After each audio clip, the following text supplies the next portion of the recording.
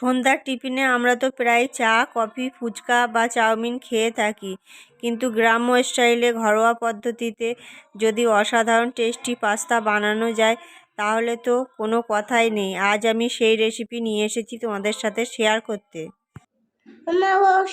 খুব সুন্দর গন্ধ হয়েছে, এটা দাও।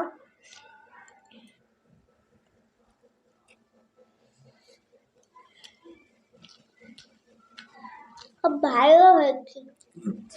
নমস্কার বন্ধুরা, সুপ্রিয়া কিচেন ব্লগে সবাইকে স্বাগত।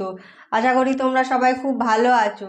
আজ আমি তোমাদের দেখাবো গ্রাম্য স্টাইলে ঘরোয়া পদ্ধতিতে এগ পাস্তা। তাহলে দেরি না করে ঝটপট দেখে নিই এগ পাস্তা বানাবার জন্য কি কি নিয়েছি। এগ পাস্তা বানাবার জন্য এখানে নিয়েছি 250 গ্রাম পাস্তা, একটা বড় সাইজের টমেটো, একটা গাজর, 6টা বিন কড়াই, একটা বড় সাইজের পেঁয়াজ, 6 কোয়া রসুন, 6টা কাঁচা লঙ্কা আর একটা ক্যাপসিকামের হাফ পাস্তার মতো সব কিছু কুচে কুচে নিয়েছি। এছাড়া অল্প মটরশুঁটি ছাড়িয়ে নিয়েছি। আর নিয়েছি 3টে ডিম, হাফ চামচ অরিগ্যানো, হাফ চামচ গোলমরিচ গুঁড়ো আর 1 চামচ চিলি ফ্লেক্স, 1 চামচ লবণ, 1 চামচ সোয়া সস, 2 চামচ চিলি সস, 2 চামচ টমেটো সস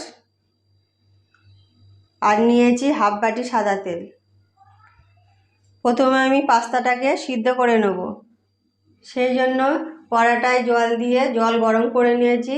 এবার সেই জলের মধ্যে দিয়ে দেব অল্প লবণ আর দিয়ে দেব 1 চামচ সাদা তেল। এই লবণ আর তেলটাকে জলের মধ্যে মিশিয়ে দিলাম। তেল আমি এই জন্যই দিয়েছি যাতে পাস্তাগুলো জড়িয়ে না যায় আর ঝরঝরে হয়। এবার আমি এর মধ্যে দিয়ে দেব পাস্তাগুলো এবার একটু নেড়ে দেব এবং এগুলোকে ফুটতে দেব। 2 থেকে 3 মিনিট পাস্তাগুলোকে ভালো করে সিদ্ধ করে নিয়েছি। এবার আমি গ্যাস বন্ধ করে এগুলোকে ছেঁকে নেব। পাস্তাগুলো 100% সিদ্ধ করে নিই, 80% সিদ্ধ করেছিলাম। এবার আমি জল ঝরতে দিয়েছি। যতক্ষণ জল ঝরছে ততক্ষণ আমি সবজিগুলো ভেজে নেব। সেই কড়াটায় ভালো করে পরিষ্কার করে গরম করে নিয়েছি। এবার সেই কড়ার মধ্যে দিয়ে দেবো সাদা তেল। তেলটাকেও গরম করে নিয়েছি। এবার আমি তেলটাকে চারিদিকে ছড়িয়ে দেব। এবার সেই তেলের মধ্যে দিয়ে দেব রসুন কুচি। রসুনটাকে 1 মিনিট একটু ভেজে নেব। ভাজা হয়ে গেছে। এবার এর মধ্যে দিয়ে দেব পেঁয়াজ কুচি। পেঁয়াজ কুচিগুলো একটু ভেজে নেব। এবার এর মধ্যে দিয়ে দেব লঙ্কা কুচি। রসুন, পেঁয়াজ আর লঙ্কা কুচি ভাজা হয়ে গেছে। এবার এর মধ্যে দিয়ে দেব আগে থেকে কুচে রাখা টমেটোগুলো একটু নেড়ে চেড়ে ভেজে নেব।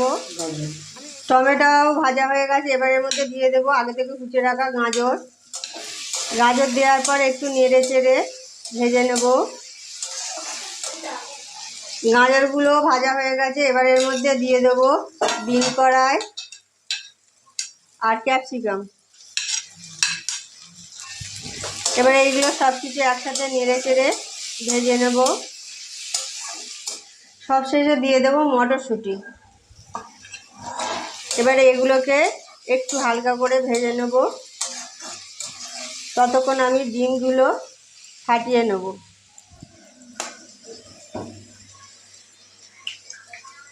ডিমগুলো আমি আলাদাভাবে ফাটিয়ে নিচ্ছি, কারণ ডিমের মধ্যে অনেক সময় নষ্ট হওয়া ডিম থাকে, সেই জন্য আলাদা করে ফাটিয়ে নিচ্ছি। অল্প লবণ দিয়ে ভালো করে ফেটিয়ে নিচ্ছি। ফেটানো হয়ে গেছে। এবার এটাকে ভেজে নেব। যেদিকে সবজি ভাজা হচ্ছে তার ওপর দিকে একটা সসপ্যান গরম করে নিয়েছি। এবার এর মধ্যে দিয়ে দেব 2 চামচ তেল।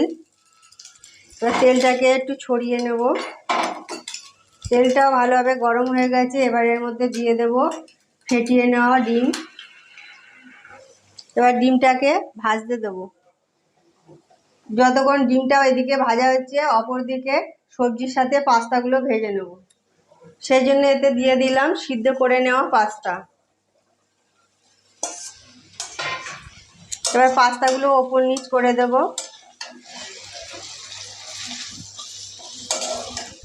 পাস্তা দিয়ে নেড়ে দিয়েছি। এবার এর মধ্যে দিয়ে দেব লবণ। এবার ডিমটাকে আমি এক পিঠ হয়ে গেছে উল্টে দেব।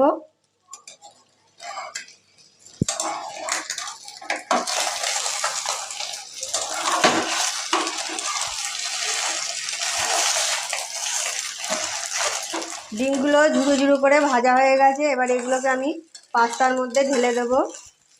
সেই জন্য গ্যাসটাকে অফ করে দিলাম। এবার এগুলোকেও ওপর নিচ করে দেব। এবার এর মধ্যে দিয়ে দেব অরিগ্যানো, চিলি ফ্লেক্স আর দিয়ে দেব গোলমরিচ গুঁড়ো। এবার এগুলোকে একটু ওপর নিচ করে নেড়ে চেড়ে দেবো, যাতে সমস্ত মশলা পাস্তার গায়ে ভালোভাবে মিশে যায়। বন্ধুরা, অরিগ্যানো দিলে পাস্তার টেস্টটা আরও বেড়ে যায়, সেই জন্যই অরিগ্যানো দিলাম। তোমাদের কাছে যদি অরিগ্যানো না থাকে তাহলে দেওয়ার দরকার নেই।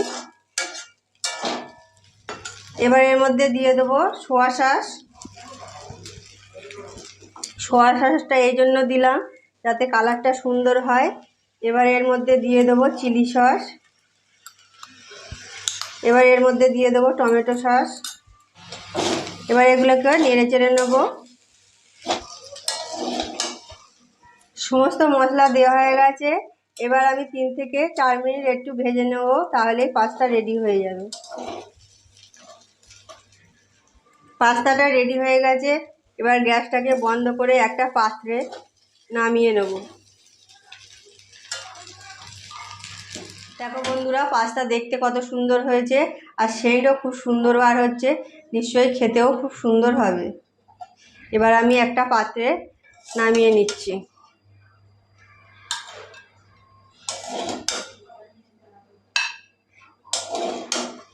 তোমরা এইভাবে অবশ্যই বাড়িতে বানিয়ে খেয়ে কমেন্টে জানাবে কেমন হয়েছে।